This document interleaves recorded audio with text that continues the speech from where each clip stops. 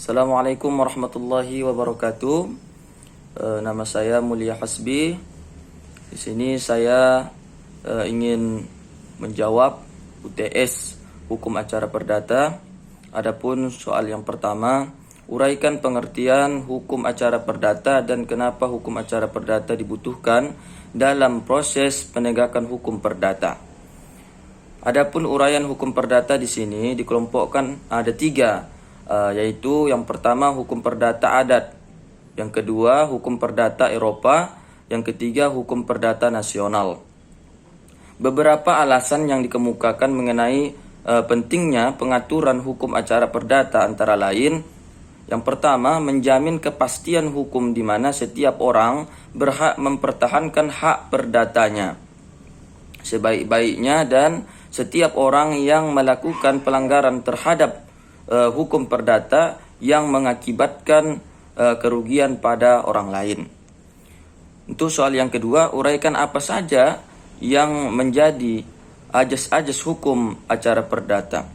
Menurut Sudikno Mertokusumo, dikenal beberapa ajas ialah yang pertama hakim bersifat menunggu, yang kedua hakim pasif, yang ketiga sifat terbukanya persidangan, yang kelima mendengar kedua belah pihak, yang keenam keputusan harus disertai alasan-alasan, yang ketujuh beracara dikenakan biaya, yang kedelapan tidak ada keharusan untuk mewakilkan.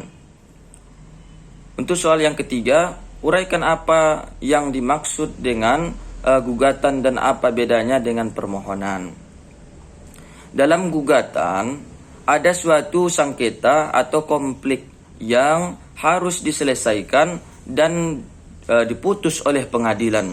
Sedangkan dalam permohonan tidak ada sengketa. Hakim mengeluarkan suatu penetapan atau lazimnya yang disebut dengan putusan deklarator, yaitu keputusan yang bersifat menetapkan. Contoh gugatan yaitu mengenai perceraian antara suami dan istri.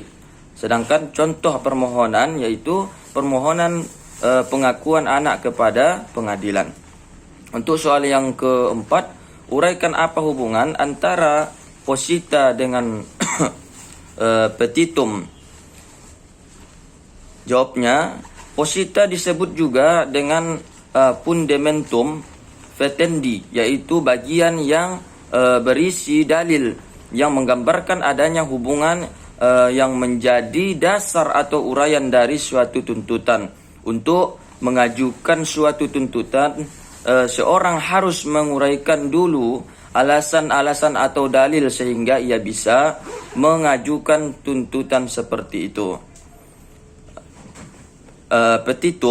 Sedangkan petitum berisi tuntutan apa saja yang dimintakan oleh penggugat kepada hakim untuk dikabulkan.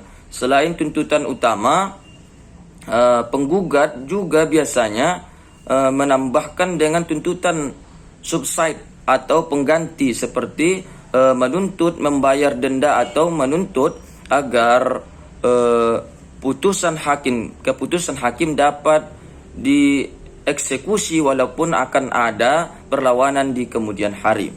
Yang kelima, uraikan apa yang menjadi perbedaan kumulasi subjektif dan kumulasi objektif. Kumulasi subjektif adalah beberapa subjek hukum yang menjadi satu dalam gugatan, atau dengan kata lain dalam satu gugatan terdapat beberapa orang tergugat. Sedangkan kumulasi objektif adalah penggabungan beberapa gugatan dalam satu gugatan, atau seorang penggugat mengajukan beberapa gugatan yang melawan seorang tergugat. Syarat material kumulasi objektif adalah terdapat hubungan yang erat antara gugatan yang satu dengan gugatan yang lain. Adapun contoh dari subjektif yaitu beberapa orang penggugat misalnya A, B, C mengajukan gugatan terhadap seorang tergugat, yaitu D misalnya, yang melakukan perbuatan melawan hukum. Jadi orang yang menggugat lebih dari satu orang menggugatnya, contohnya di sini ada 3 orang. Adapun contoh dari objektif yaitu mengenai perceraian. Wallahu a'lam bishawab. Hanya ini yang dapat saya jawab, lebih dan kurangnya mohon maaf. Assalamualaikum warahmatullahi wabarakatuh.